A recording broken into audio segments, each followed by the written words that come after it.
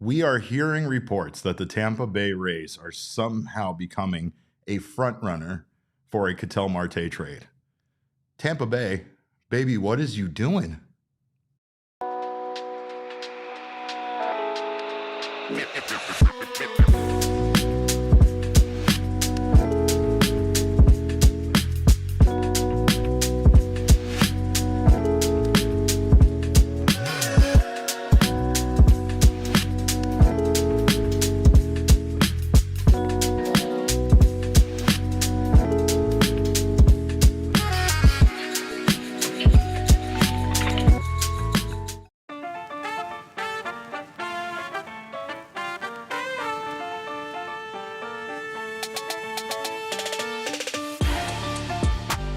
SkeeYee, and welcome in to another edition of the PHNX Dbacks podcast, live from Studio K, presented by our friends at Circle K. Happy Friday to you all. It is your mayor of PHNX, occasionally known as Derek Montilla, decked out in my finest wares. I do have a little mistletoe under my hat, so if you see me on the streets, you got to smooch me. That's the way it works.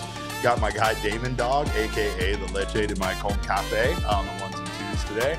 And we have more horrible, terrible Ketel Marte rumors that probably aren't going to come true and aren't going to come fruition, but we have to talk about them because that's what we do on this show. This show is brought to you by our friends at Game Time. Make sure to go download that Game Time app right now. Log in, create an account, use that code of PHNX when you sign up. Get yourself $20 off your first purchase on those already low ticket prices. Of course, terms and conditions do apply.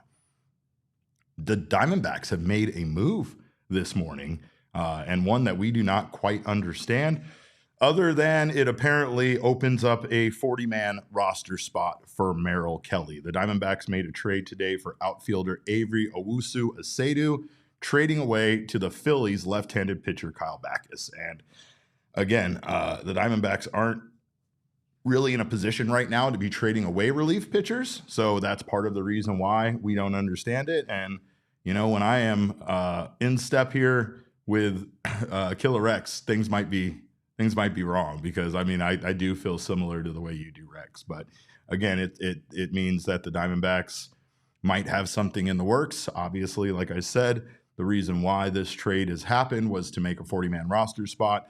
But the Diamondbacks don't have very much young left-handed pitching, especially when it comes to their bullpen. It seemed like Backus over stretches was pretty good last year for the Arizona Diamondbacks. And we've kind of been a fan of him on this show in the past. So this one stings a little bit. But again, it might mean that the Diamondbacks have more trades, more moves in the works, more free agency pickups in the works. Meanwhile, this outfielder they acquired, Avery Owusu-Asedu, his last name is going to haunt me for years because of how bad I am at pronouncing last names. But what won't haunt me is getting a big fella here in the outfield. I like this guy. Damon, I think we took a look at some of his baseball savant here. His prospect savant. This is courtesy of our friends over at Diamondbacks Prospects. And there's a lot of red on here. And Jack Summers also tweeted this out as well. So. Okay. There's a lot of red on here. Gotta like this. Of course, his numbers might not stand out to you as being very strong from the 2025 season. However, again, this is an outfielder that has a lot of potential here, a lot of things to like, including his plate discipline and some other factors. And also, how big is he, Damon? He's like 6'3", 6'4", 235 pounds, Derek. And to make matters even a little bit better, 7 inches taller than most of our outfielders. Yeah, I think our average outfield is like 5'9", 180. So it's a bit different. But also one thing to point out here is the speed factor at the bottom of this. He's 86th percentile in speed, and I believe that he had 33 stolen bases this year. And I think Goldie Happens put that out on Twitter, like 33 stolen bases at 6'3". 230, definitely has some athleticism and had the best hitting year of his minor league career last year in high A. So hopefully is a prospect that's trending on the up. I think he's a decent return for a relief pitcher who is a borderline guy who might make your roster, might not. I know that the Diamondbacks have a lot of guys that are probably right there around that same level as Backus, but I also think that they are very limited when you look at their bullpen arms on left-handed pitchers. So again, it's a move I don't love, but I do like the return, like you said.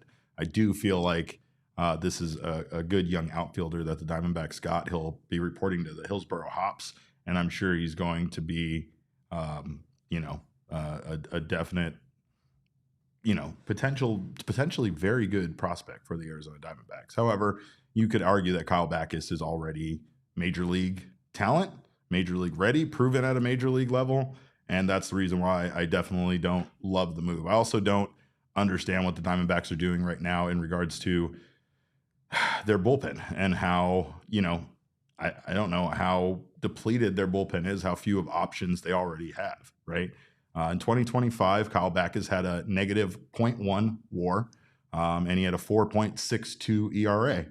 So that's what I'm talking about, Rex. Not exactly killer numbers. He had a 4.24 FIP, which isn't terrible, 1.421 WHIP, which is pretty high, and again, just not the best numbers posted by him. But also, you could say that about the entire bullpen. So I'm not going to single out Kyle Backus. In fact, like I said, for stretches for this team, he was very good, and I'm sure that his bullpen, I'm sure his ERA is ballooned by a few bad outings instead of it being significant, right? So that's the reason why this probably doesn't stand out. But I would say that we have a lot of Kyle Backuses, Derek. We have a lot of Kyle Backuses in this bullpen. Yes. Guys who maybe if things break right, they could be better, they could be helpful to this team, but they had a 4.62 ERA. They had a 4.3 ERA. They had a 3.9 ERA. We need a couple guys who are going to actually be game changers in the bullpen. And that's the crux of this issue. There are a lot of faces in this bullpen, guys that could make this roster, but there's no one that is the top dog in this bullpen, and that's what the Diamondbacks are missing. Correct. And that's why, once again, we implore you to hurry up and sign Pete Fairbanks, which we are going to talk about here soon. But the San Diego Padres, they made some moves, Damon, as well. Michael King staying in San Diego, a player that we talked about coveting and knowing we most likely weren't going to get. San Diego needed to do this. The Padres were kind of in a death spiral there, honestly, and they're losing so much of their talent that it was hard to imagine again, what that team would look like. It's good for us. You love to see it when you're a Diamondbacks fan. You love to see the Padres not having options and losing star players and not being able to keep up with spending as much as other teams. But again, Michael King, quietly one of the best starting pitchers in baseball. He stays in San Diego. They also add KBO star Sungmun Song, who agrees to a deal with the Padres as well. And this is, like I said, very, very necessary on the heels this week that Yu Darvish has announced that he most likely will retire after this last surgery. So we might have seen the last of Yu Darvish in a Padres uniform or in any uniform. His career might be over after his third elbow surgery here. But again, the moves are being made around baseball. The Diamondbacks move not nearly as substantial, but again, the trade creates a 40-man roster spot, and that's probably the main reason why that the Diamondbacks did this.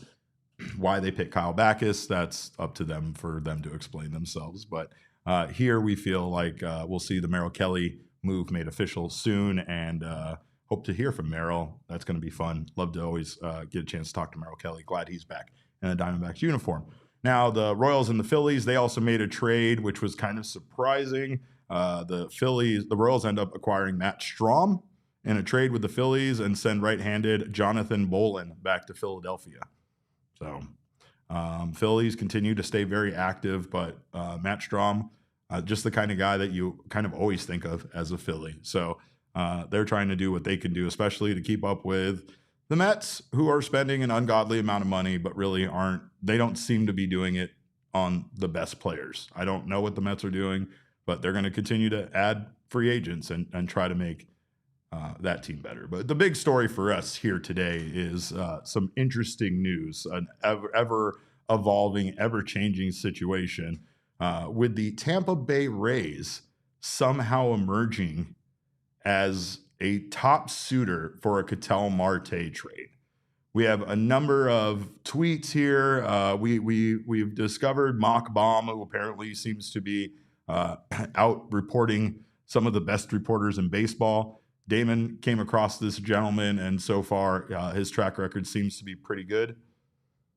Damon? Yeah, he's legit. I mean, he was putting the Bregman stuff out before anybody did, before Carabas confirmed that was the mystery team in question, before Bob put out the interest, and then also he's kind of been on the forefront of a lot of this Ketel stuff. So I think he's pretty trustworthy. It seems like his track record over the last couple off seasons has been pretty solid as well. And he was first on the Shane Baz trade today as well. That throws a little bit of a wrench into this whole conversation, but we'll get into that here in a second. It started off this morning, right? 10:39. He tweeted out, "Sources: Rays and Dbacks talks surrounding second baseman Ketel Marte have ramped up over the past 24 hours. Rays knew last night that they were nearing a deal to move second baseman Brandon Lowe.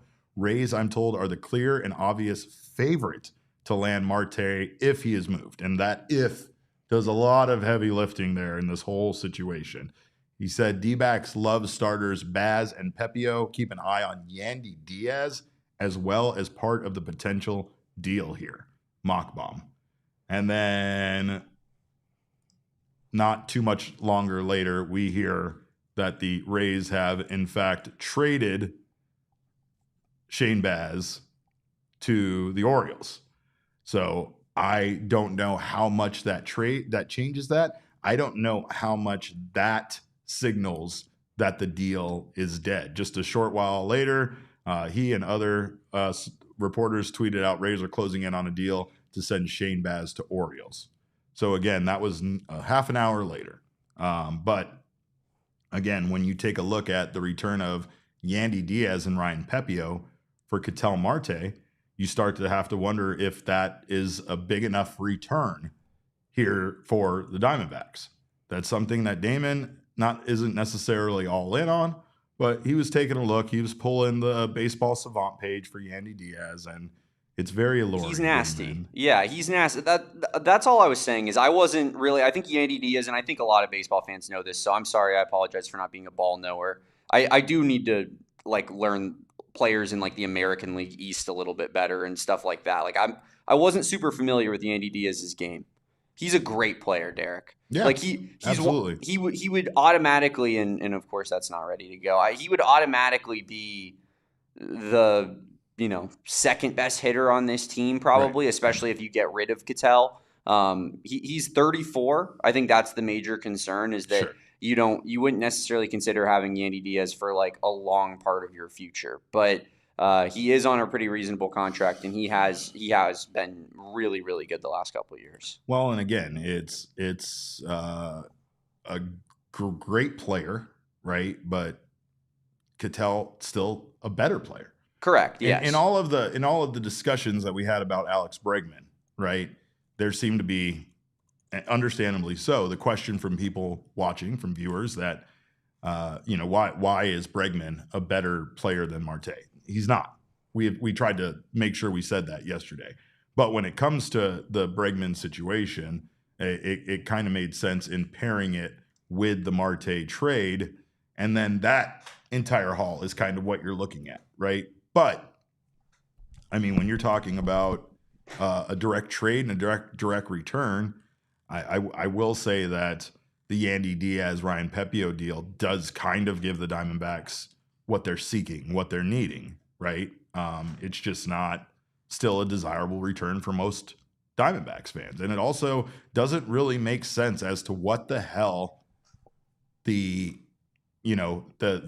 what's the goal for the Rays? What's the goal for the Rays? What the hell are the Rays doing? Here, Ketel Marte, his annual payroll hit is about $14 million in change. So this year, right? That's every year. It works out on an average annual basis. Oh, I thought it was 16. Yeah, no, it's 14. I believe Ken Rosenthal said it was 14.7 or something like that. But basically, that's what it works out to on an annual basis. So you have Ryan Pepiot and Yandy Diaz essentially making together combined a similar amount as to what Ketel Marte would receive in 1 year. So you're adding a starting pitcher and an all-star first baseman for what Ketel Marte would receive. But this is not enough, in my opinion. Taking Shane Baz out of the scenario definitely makes it not enough. I don't know if Shane Baz and Ryan Pepiot and Yandy Diaz would have all been in the package had the Rays offered that up to the Diamondbacks. That seems maybe sufficient, but still. I don't think that the Rays would offer that. That's a lot, right? Yeah. That's a lot. 2 starting pitchers that are currently in their starting rotation and their best hitter. That would be, you'd gut your team for, I'm not saying Ketel's not awesome, but like a second baseman is a second baseman still at the end of the day. I agree. And that's why I have said that if the Diamondbacks can somehow get quality starting pitching back for Ketel Marte, now we're talking. Meanwhile, just like an hour before all of this happened, the Rays have traded second baseman Brandon Lowe to the Pirates. And that's where we do the Brian Windhorst, what is going on in Tampa Bay? Because that's where it's like, what are they doing? Who are they clearing spots for at second base? But then why are you trading away players in your rotation and your best hitter when you're trying to get Ketel Marte to, I assume, compete? No, like you don't want Ketel Marte just to, is it just to sell tickets? Maybe. Yeah. I mean, that's I guess the conversation that needs to be had here. Like, what is the Rays' end goal? Ryan Pepiot has had some pretty damn good numbers. Yeah, he's a good pitcher, right? I mean, he in 4 years, his career ERA is 3.54, 3.86 last year, 3.60 in 2024, 2.14 with the Dodgers in 2023, but that was in a small sample size. And again, 3.47 in 2022 with the Dodgers in a smaller sample size. 3.60 was 26 starts. The 3.86 was 31 starts. So again, this is a guy that dealt with a lot of, I guess, bad conditions with that Rays team last year, right? Awful home ballpark situation, playing in a minor league ballpark that is owned by one of your rival teams in your same division, and also kind of a little league park, and he was still able to post a 3.86 ERA pitching half of his games in that ballpark. So, I mean, again, I know the return for us as fans viewing it isn't great, but there's a lot of potential there for someone like Ryan Pepiot and Yandy Diaz, who, again, his baseball savant page is on fire.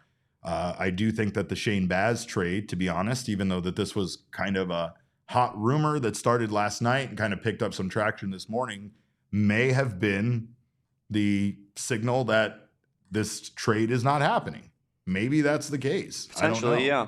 Again, like people said in the chat, like I said, the if in that tweet does a lot of heavy lifting. And I still think that it really comes down to the Diamondbacks not needing to trade Ketel Marte at the end of the day, not being desperate to trade him. Like there are teams that are far more desperate to trade guys that are huge assets that are on expiring contracts this year, like a Freddie Peralta or Tarek Skubal. They're not doing that either.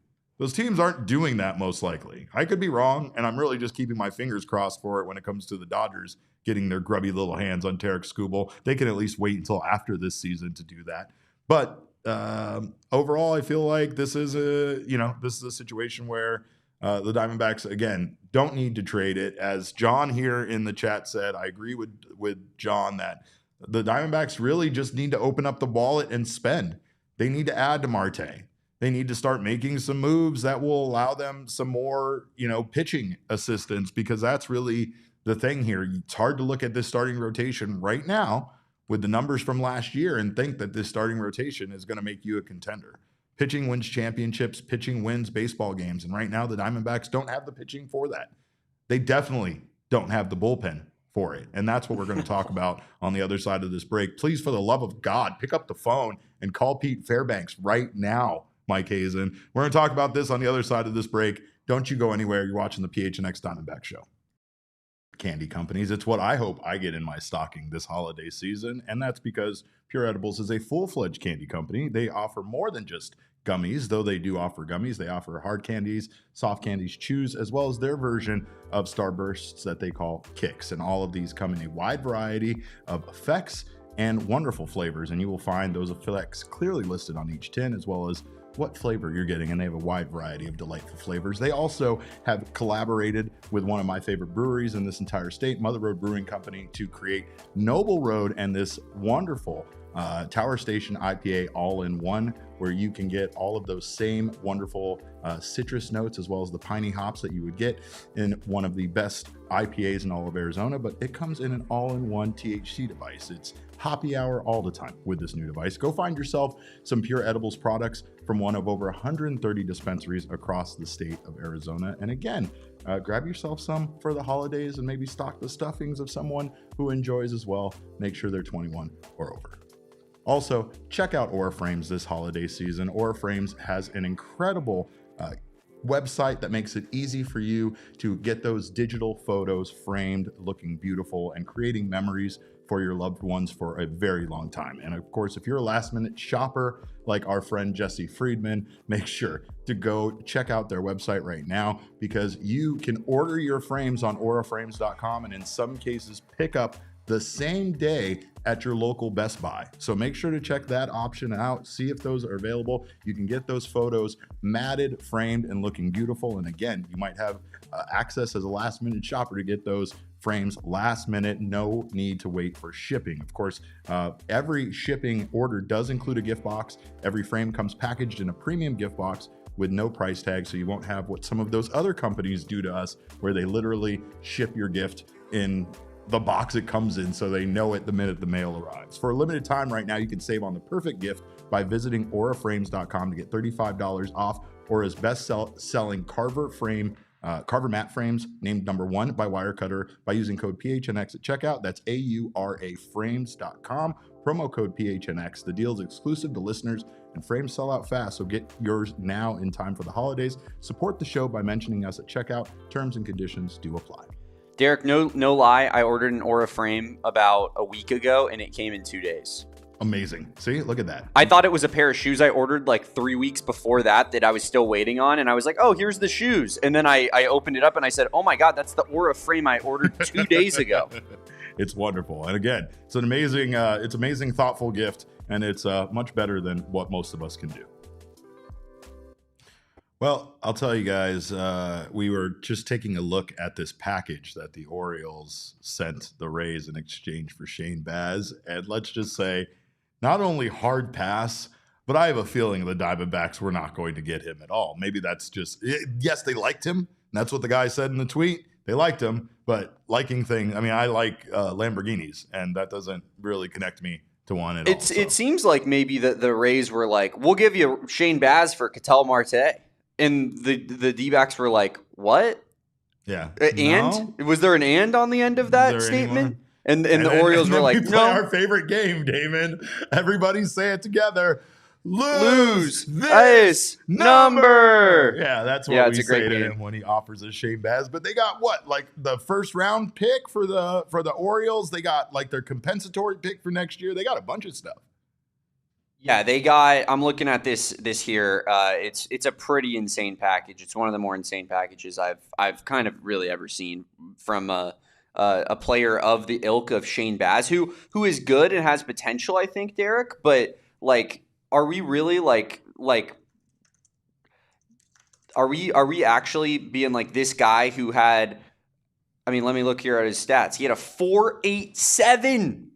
He had a 4.87 ERA. What are we doing? Derek, a 4.87. What are we doing? And he goes for. What are we doing? He goes for 2 first-round picks in Slater DeBrun and Caden Bodine, who was at Coastal Carolina and Arizona fans would be familiar with. And then they got a right-handed pitcher in Michael Ferret, who had a 1.58 ERA last year. They also got Austin Overn, who apparently Derek has quote-unquote track star speed, according to Jeff Passan, which makes him a valuable player just in that he's probably going to be in the majors as a defensive replacement and as a pinch runner.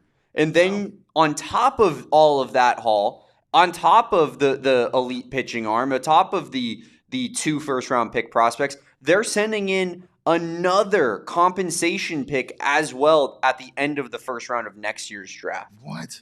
So that's crazy. They are also to a division rival, right? To a division rival. They gave up 5-for-1 for the Rays starting pitcher 4, hypothetically. I mean, that's pretty crazy. That's crazy, man. It's a wild haul. I mean, it makes you think that the Rays were definitely valuing Shane Baz as like the headliner of a Ketel Marte trade. Right. No? Right. Like they were like 100%. this guy is the mantelpiece of this trade. Right. And I'll be honest, I'd be pretty sick if the mantelpiece of a Ketel trade was a 4.87 ERA. It sounds like a Diamondbacks pitcher. It does. Sounds like a perfect Diamondbacks pitcher. It does. Especially considering that we have 5 of those guys. Yeah. Not 5. No disrespect to Ryan Nelson or Merrill Kelly, but we at least have 3 of those guys already, right? So I don't get it. I'm glad that the Diamondbacks aren't hearing him out, and I'm sick of these teams from Florida, quite frankly. I'm sick of the Tampa Bay Rays. I don't know what they're doing, right? They had a chance to bring Pete Fairbanks back.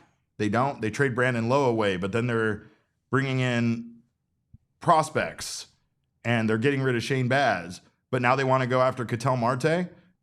Pick a goddamn lane. Make your mind up. I mean, like, seriously. Hey, question, Derek. Damon Fairall here, first time caller, long time listener. Yeah, Damon. What's your question, bro? If they're offloading pieces, can we just get Yandy Diaz without trading Ketel Marte? Because that's where my mind's going to all of a sudden. Maybe Yandy Diaz for one Jake McCarthy. All right, well, crazy. Now that joke's over. What about Jordan Lawler? What about Jordan Lawler? What about Jordan Lawler for Yandy Diaz? Yeah. Something along those lines. Like you're keeping Ketel. You add to an already like great infield, stud infield, the Dominican Republic starting middle infield. I mean, I used to pray for times like this, Derek. Yeah, the DR's starting middle infield, the Dominican Republic, the country that island. makes my place home. Where Damon is from and resides in the summers. My home island is right. The country that creates the best middle infielders on a consistent basis. Both of them are Diamondbacks. I don't hate special. It. Let's not break it up, and let's add another just demon to the mix. And Yandy Diaz, I'm all in. I'm with Lando though here, and I think you are too. I think we all want to know, where is Pete Fairbanks? Where is Pete Fairbanks? Yeah. Per a report, Damon, the Marlins have offered him a 1-year deal in the mid-teens as far as millions of dollars go, meaning somewhere between $13 and $15 million.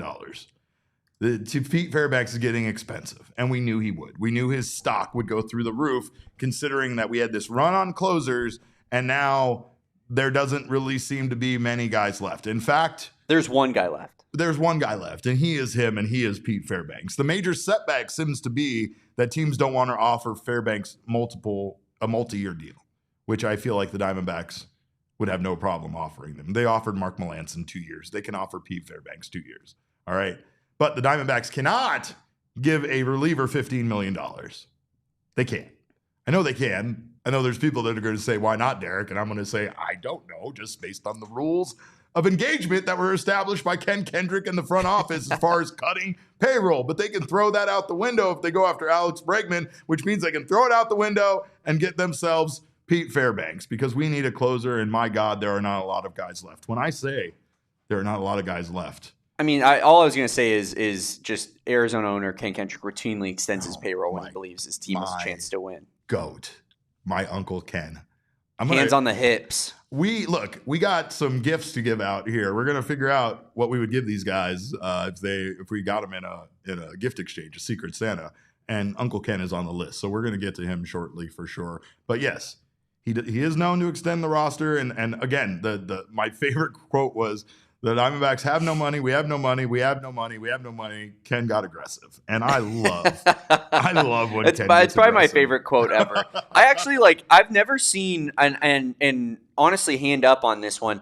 I've never seen an owner kind of have this renaissance of sorts like a Ken Kendrick has, where the dude did almost he sat on his hands for a decade and really didn't go very hard. And you listen to him when the division was kind of wide open, right? Totally. A time when they could have been this aggressive prior to the Dodgers going all in for championship after championship, and maybe we would have had that success during that stretch. Instead, or maybe we have a 1 year where we run into a World Series or something. But I feel like Greinke aside, essentially, he kind of sat on his laurels for a long time being the Dbacks owner. And recently, it just feels like he's turned a new leaf, man. And when he goes out and he shit talks Ohtani, and he's like, whoa, but he's a DH. Yeah. And then he's doing the we brought in Jordan Montgomery. And I'm not saying that all of these moves have worked out, or that maybe giving Ohtani bulletin board material is even the smartest move, but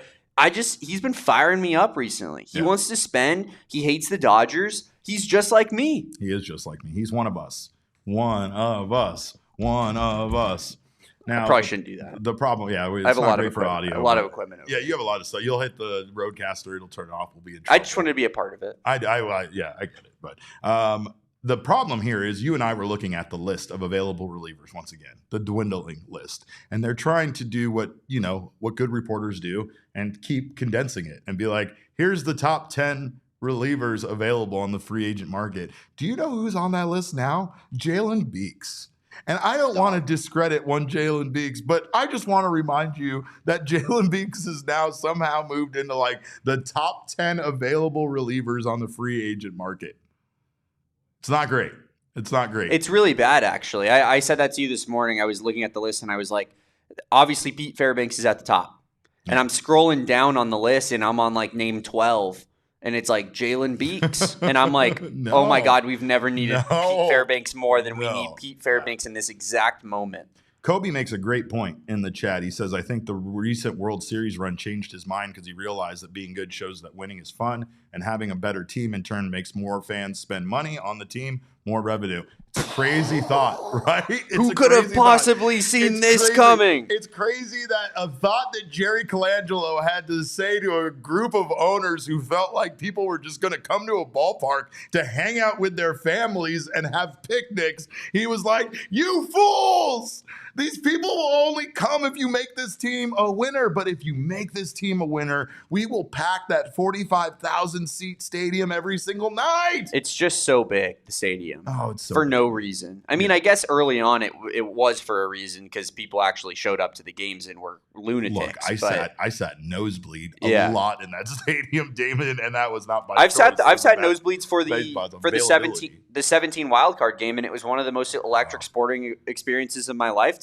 Meanwhile, I was in the auxiliary press box in left field. Oh, they put you in the backup press, but they were like, yeah.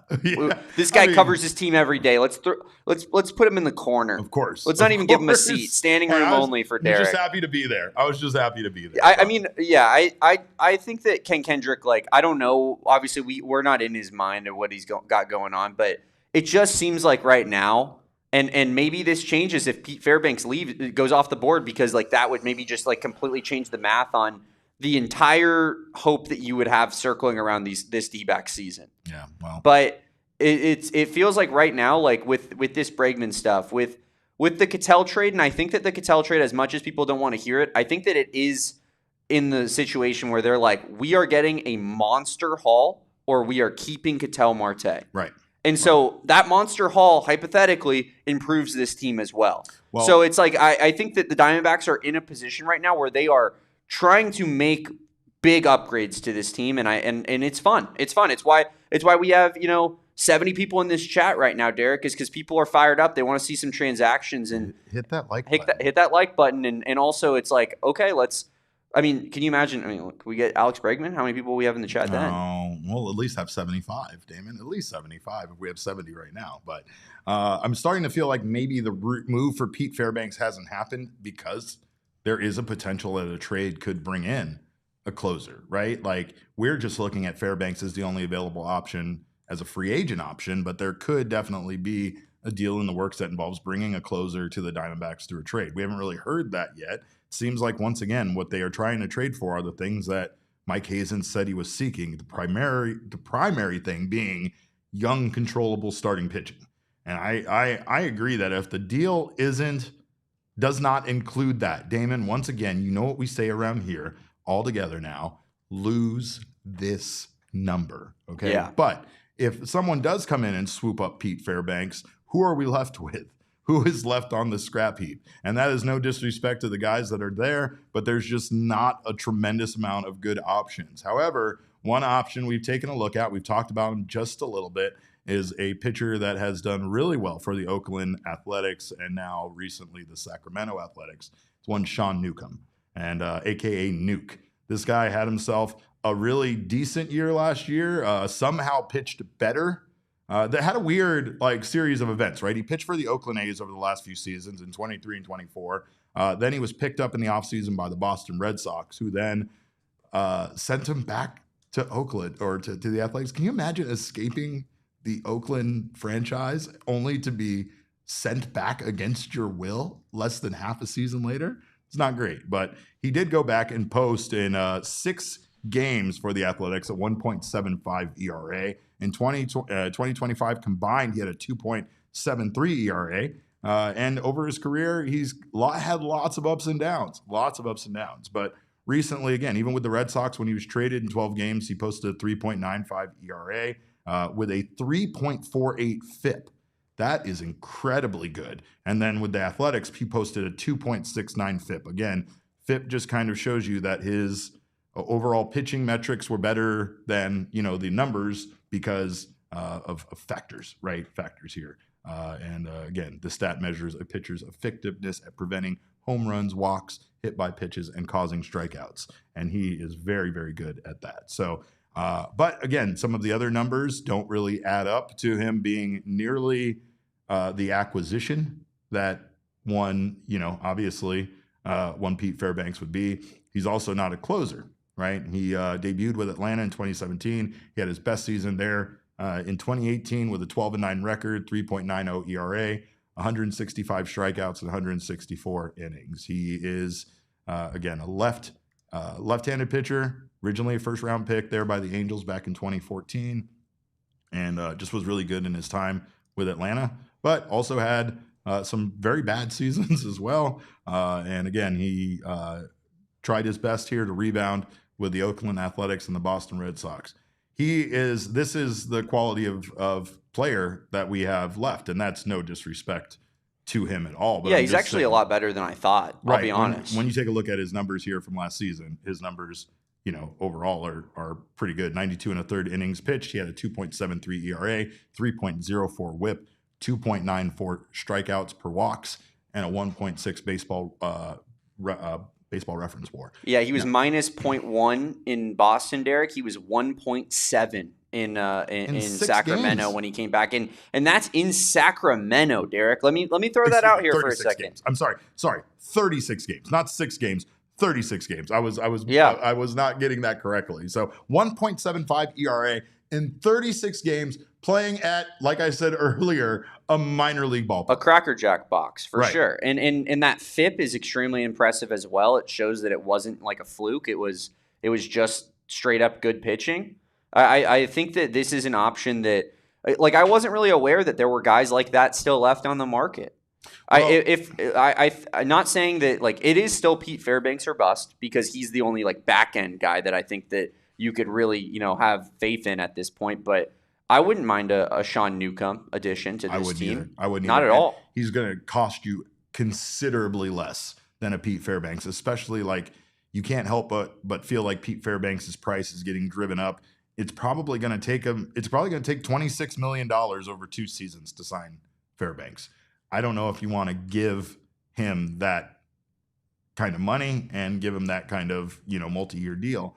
Meanwhile, Newcomb is just going to cost you considerably less, and quietly was very, very good for this Athletics team. I think that's it. The Athletics are a team that don't get a lot of attention. They were pretty good for stretches this year, but they were still an awful team overall for the 2025 year.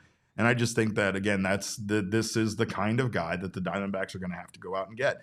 Somebody that you can see a lot of potential in. It's someone that either had a bad season last year or maybe quietly had a good one, but wasn't really recognized, wasn't really given the attention based on the franchise they played for. I also really, really feel like, you have to give credit where credit is due.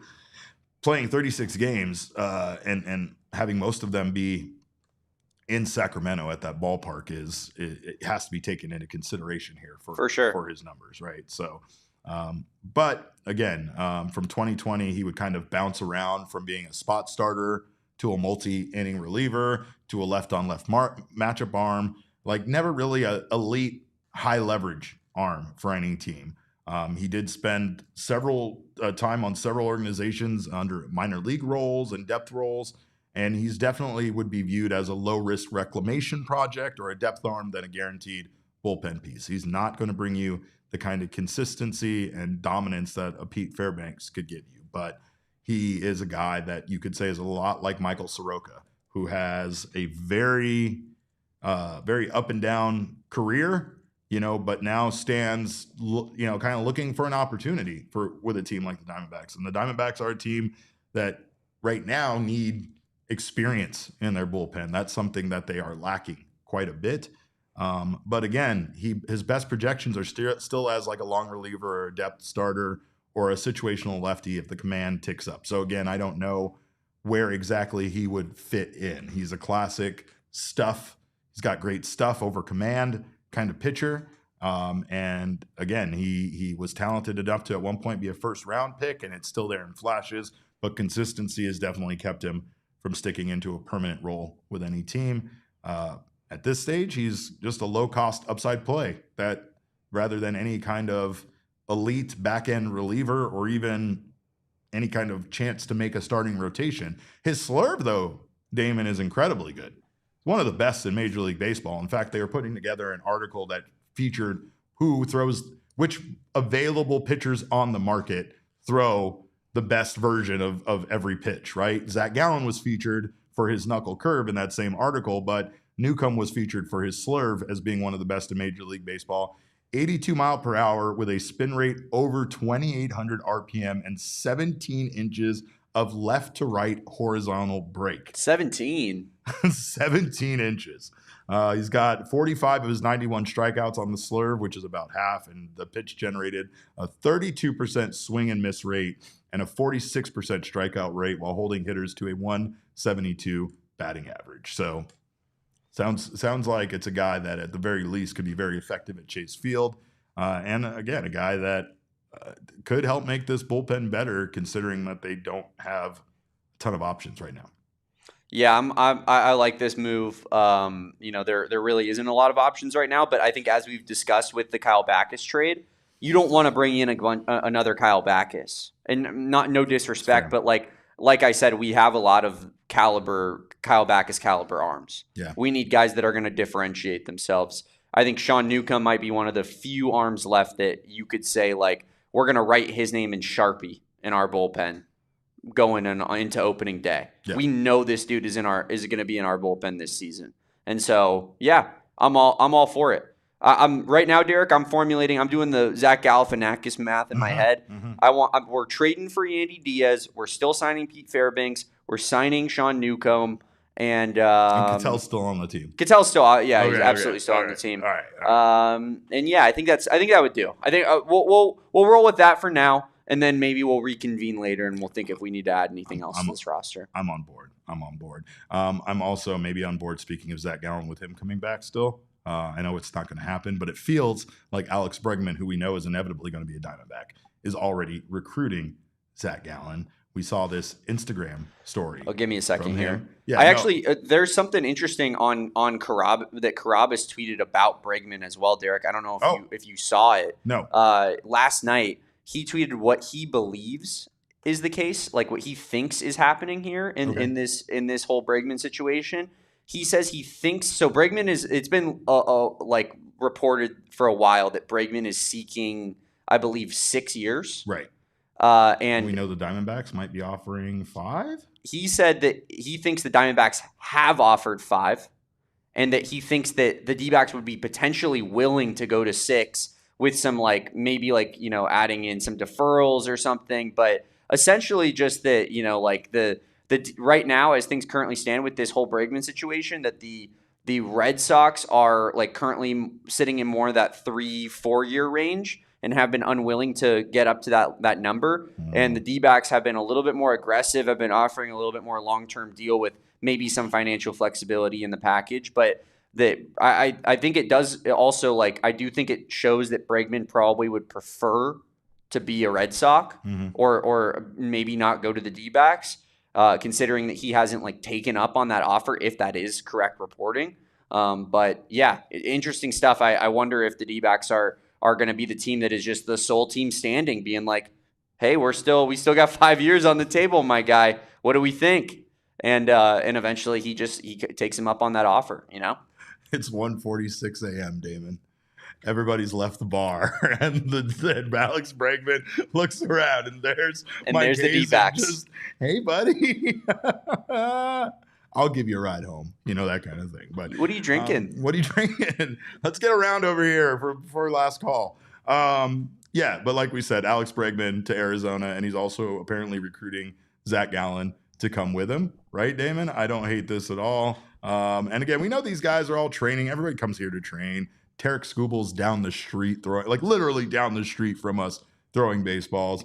And Bregman tweeted this out with Lil Wayne on top of it. Dialed Zach Gallen. Look at him. No milk in that picture, Damon. It's gonna be sad to watch Zach Gallen. Yeah, that's weird. I always thought protein. I always thought Zach Gallen worked out with a glass of cold milk right next to him, and in a high school like a 3A high school football gym that the equipment hasn't been updated since like, you know, the 90s. Yeah. Like this is way too modern from what I'm used to. But it looks amazing. But yeah, it's gonna be sad seeing him in a different uniform, Derek. I know that some people, especially Killer X, hate Gallen for the year that he had last year. But Killer X, he loves Torey Lovello and hates Zach Gallen. Blames Zach Gallen for all. No, he does hate Zach Gallen. Oh, I know. But it's like I will miss the dude, and I think he was, you know, a great Diamondback, and it sucks that his end of his like last, you know, year and a half was so bad that we couldn't even really consider trying to re-sign him for the money that it's going to take to re-sign him.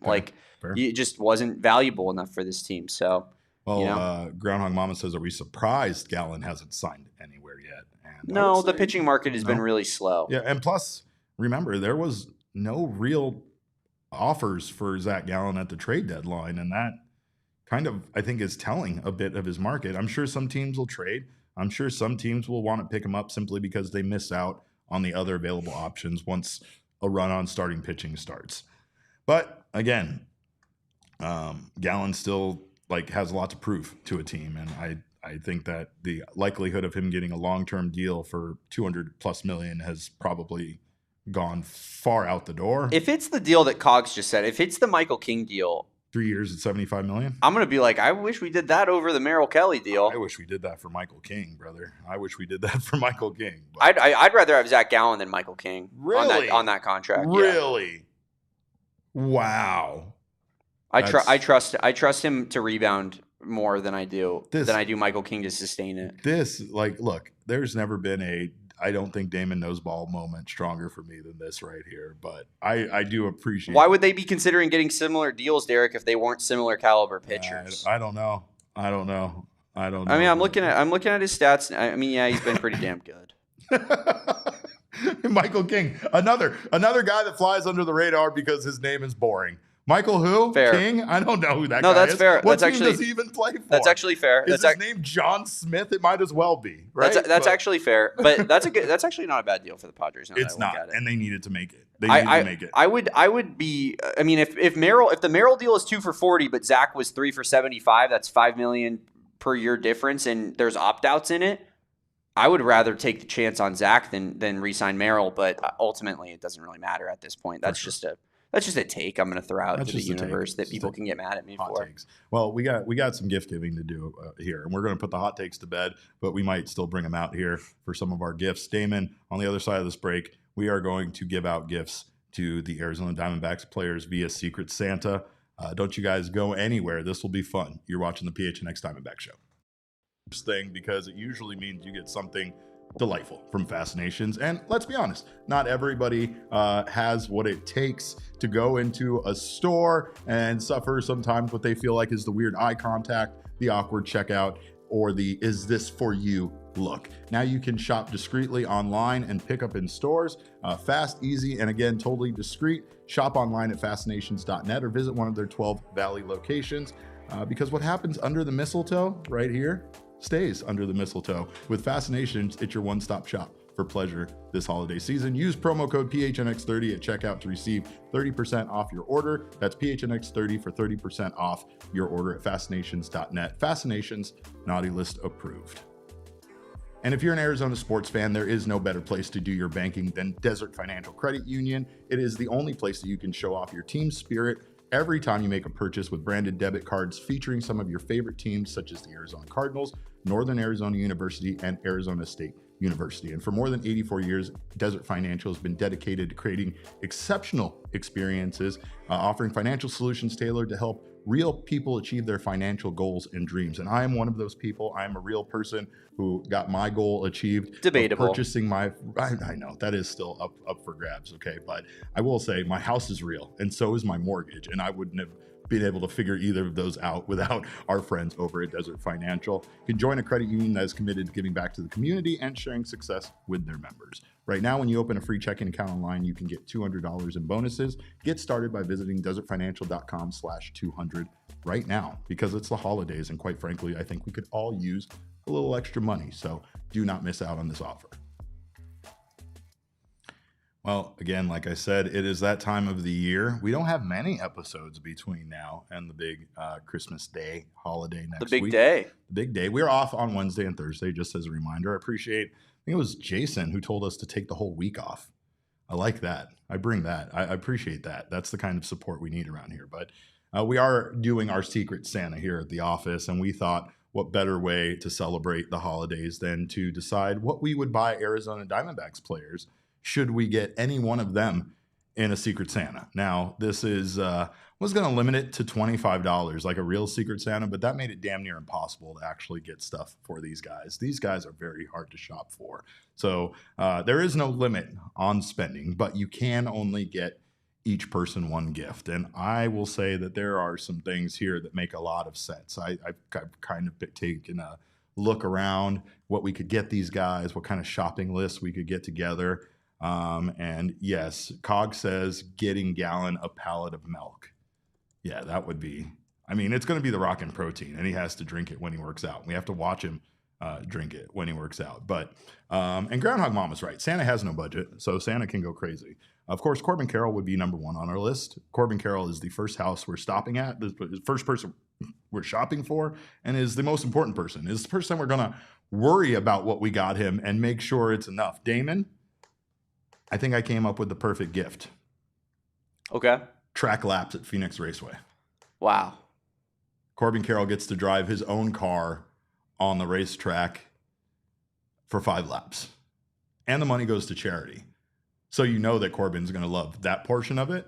But more importantly, he's going to love going fast on the racetrack. Like, he has to keep behind a pace car. So I think that's going to be the biggest problem, right? He's going to not do that. There's no way.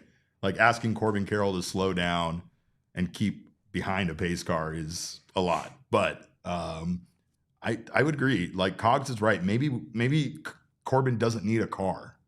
Maybe we just have Corbin get out of his car and run the racetrack over there at Phoenix Raceway.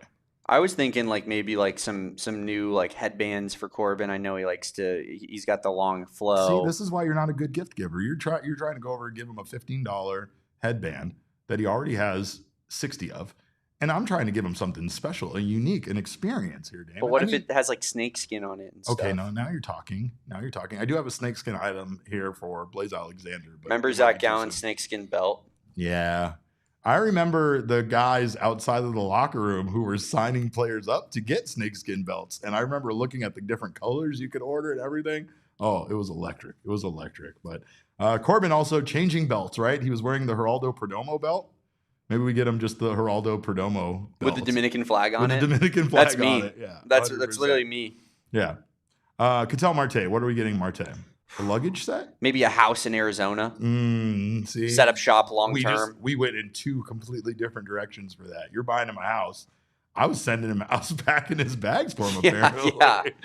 Maybe this is why Killer Rex is saying you secretly want Ketel Marte out of town. He might be onto something. Because my mind was literally, how can we keep him here? Yeah. I don't know. A membership to some place, right? Like a year-long membership, like to like a golf club or country club, something like that, right? Like something that signifies that we want you to stay here in Arizona for a year. Yeah, Cog says a second Scottsdale house. Yeah, I mean, again, if money's no object, let's do it. Geraldo Perdomo. I mean, I should leave this one up to you. The world? The world? A scepter? I want to give him the world. Yeah, I know. How about Earth? Is that a big enough gift for Geraldo Perdomo? Like everything that is on this planet. A star in the sky. A star in the sky. Another planet. Like, I don't even... Words can't describe what that man deserves. You know? I was thinking some sort of frog-related gift. How about a nice C that we just sew right there on his chest, Derek? Gold? Or we tattoo it. We tattoo it right on his chest where it would be on the jersey, and we say "permanent captain forever." A C tattoo right here. 100%. Like I said, I also thought frog-related gifts, right? So I found the most expensive frog-related thing I could find. It's a Seismitoad Pokemon card. Wow. It's the third most expensive Pokemon card in existence, and we could give him one of those like chain like necklaces that like Logan Paul wears, right, to keep his Charizard in it. And he could just rock the Seismitoad Pokemon card in like a blinged out. That'd be hard. Holder. Yeah, I'm with Ryan. I think Key to the City is a must. I think C tattoo on his chest. Mm-hmm. Key to the City. Yeah. And then we get him a live frog like the one from Rainforest Cafe, like with the orange feet. Yeah. We buy him one of those. Yeah. And we say, "This is your new friend, the mascot." This is Jerry Jr. Yeah. There's some suggestions of buying him a dog, and that feels very wholesome and appropriate. It's Jesse Jr.'s favorite friend, favorite amphibian friend, Jerry Jr. Oh, Jerry Jr. Dogmo. There's not That's enough. crazy. There's not enough for Jerry Perdomo. No, like he's one of those people that no matter how many gifts you buy for him, you're gonna feel like you came up short. Like, I could have done better. He deserves better from me. Corbin Burns. I want to get him a new elbow. Yeah, a bionic arm. But that's not. Couldn't find that anywhere. There's no Black Friday deal for a bionic arm. So hear me out. A Nintendo Switch 2 with Donkey Kong Bonanza, and for good reason. I think Corbin Burns needs to just chill because I am worried that Corbin Burns is going to try to go start his throwing program next week, and it's going to be like 3 months too early. That man is chomping at the bit. He was talking a few days after his surgery about wanting to be out there throwing and feeling good already.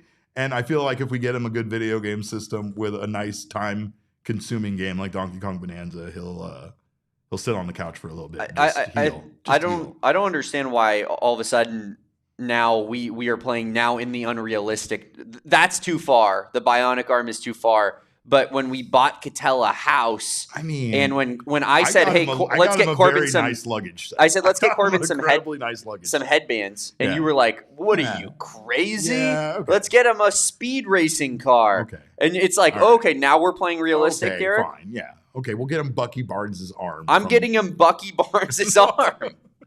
He's got the Winter Soldier's arm. That's fine. I'm not going to argue with that because that's what I want. I really want that. Replace his arm with an actual cannon. So he's never unarmed. He's got a gun arm, right? Sure. You know what I mean? That's a Mega Ran line. James McCann, we're getting cast iron kettlebells and a sleeveless shirt. I think he ripped out of his previous sleeveless shirts, so we had to get him a size up, but he'll rip through those. We'll get him those next Christmas. I just need that man to flex on all of us, by the way. Alec Thomas just got married. Congratulations to Alec Thomas. That just happened in Cabo.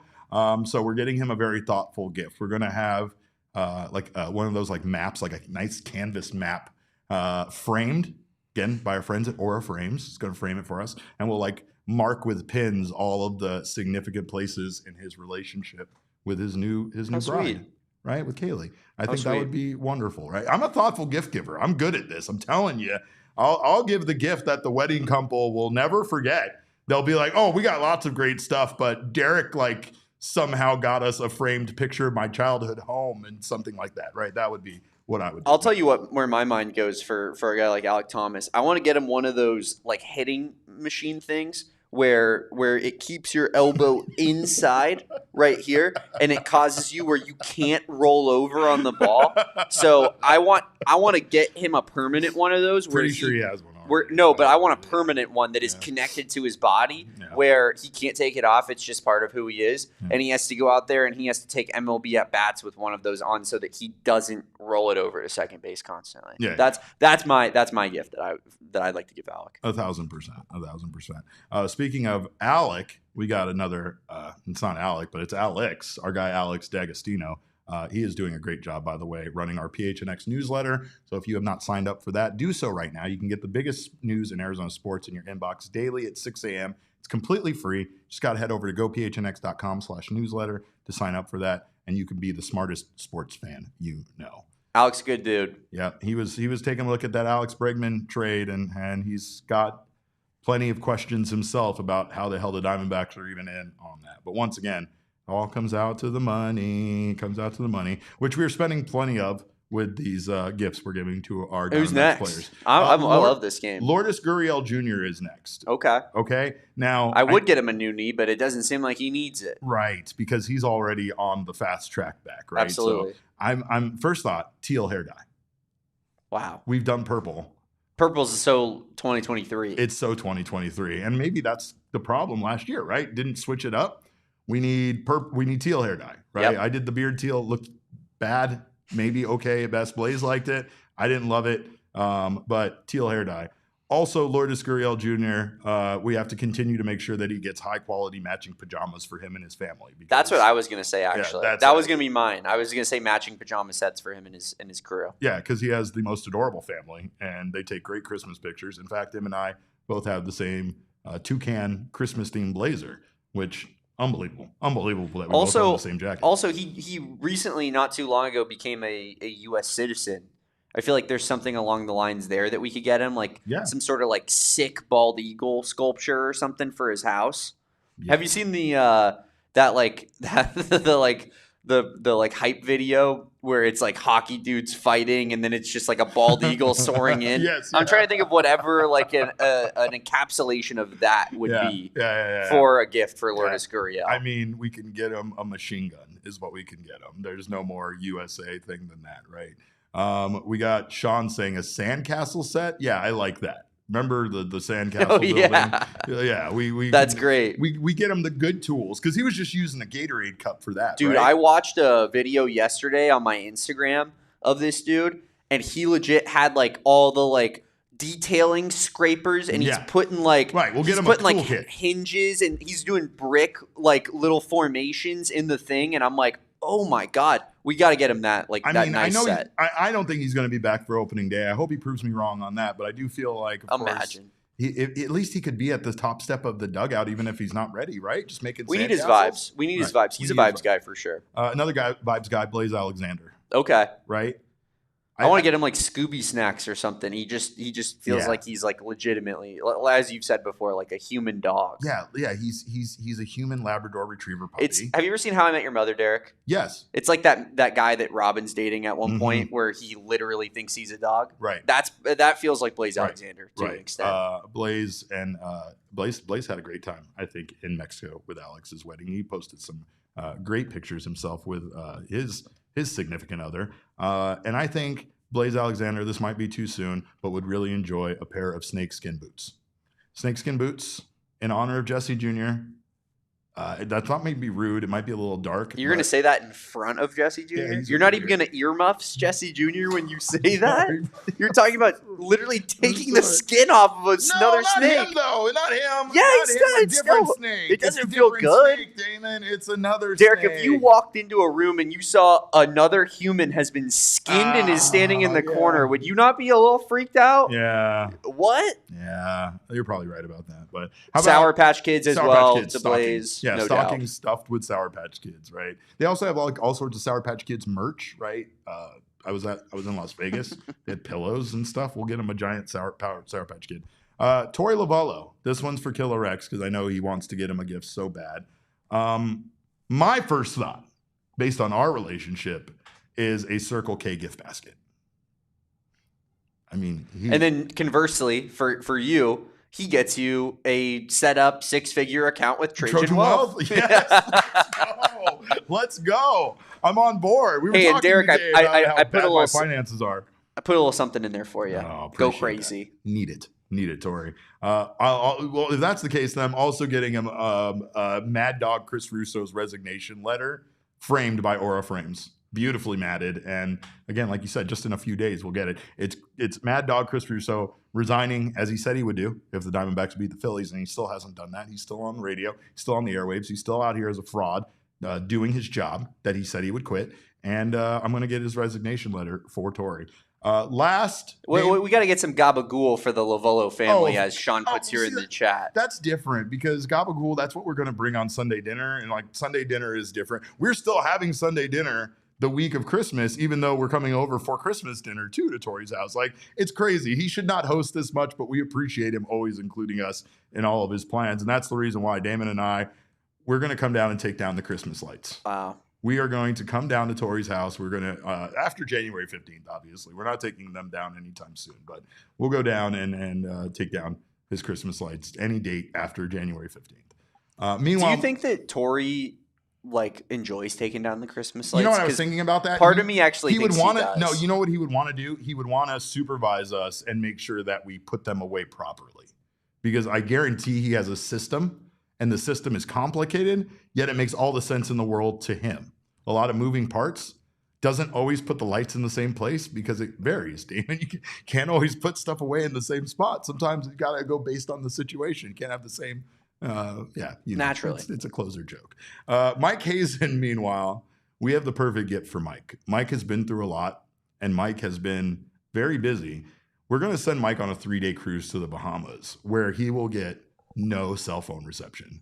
We're not giving him the package. He's not getting the cell phone, the internet package on the boat. And I can tell you from experience, even when you have that package, it does not work well because everybody on the boat also has the same package and the Wi-Fi is only so strong. So we're going to get Mike out of here so that Mike has at least 3 days to himself to recuperate from all of these phone calls, all of these times he's had to tell these losers to lose his number. So that's what we're getting Mike. This number. Great game. Game. I was that all of the people that you had listed? I have one more. I have Uncle Ken. I feel like we got to get Uncle Ken something, right? Uncle Ken has gotten so much for us. It doesn't work out, right? It's like he got us an Xbox 360 that got the red ring of death right away. He got us Jordan Montgomery. That didn't work out. He got us Corbin Burns. He got us an e-scooter. He got us one of those e-scooters that blew up. The lithium battery exploded on it. That's not his fault. None of these things are his fault. He was just out there trying to get us what we wanted. And not only that, he wasn't shopping off of the relative list where it's like $30 or less. No, he was swinging for the big items. So for Ken, we're getting him one of these championship belts. We're going to get him one of these championship belts along with a championship ring when the Diamondbacks win the World Series in 2026. And as Cog says, I think we need some baseball cards to throw on top. And then you can have the Pokemon card. And then Ken, as a present to us, should get us Pete Fairbanks and Alex Bregman. Yeah, bring us that, and we'll hopefully get you the deal. Deal? Let's work it out. We can do a trade. Well, I actually had another one, Derek. What do you got? That I wanted to throw in here. Jake McCarthy, a bus ticket out of town. That was along the lines of what I was thinking for a present. Limo ride? I think a Greyhound is fine. Oh, you're not even getting a plane ticket. I know. I specifically said a bus ticket. Rude. That seems rude. But all right, we did have endless money to spend. I'm just saying, you'd have to get him first class. You could have gotten him on Frontier. It's the thought that counts, Derek. Is it? Yeah, I can tell what you're thinking. You're making your thoughts very loud. What? With that wow. What? All right. Well, by the way, if you still need gifts, I was out at Team Shop yesterday. They had some amazing sales right now. Again, I'm not getting paid for any of this. This is no endorsement. This is free ad Friday, and Max is going to get very mad at me for it. But again, the biggest sale of the year apparently is going down tomorrow at the Team Shop. Not sure if it's online or just in store, but they already have most of their stuff at 50% off. Hats, outerwear, they have great stuff. All of my favorite stuff that I would buy is currently 50% off. So, really? Yeah. I mean, what about jerseys? Jerseys are not. I didn't see jerseys, but I did see I'm a big fan of the hoodies that have the jersey over it, but it's all one piece. Yeah. Like it says Serpientes across the front. Yeah. All that stuff is all 50% off. So again, if you need some last minute gifts, it's a great time to go.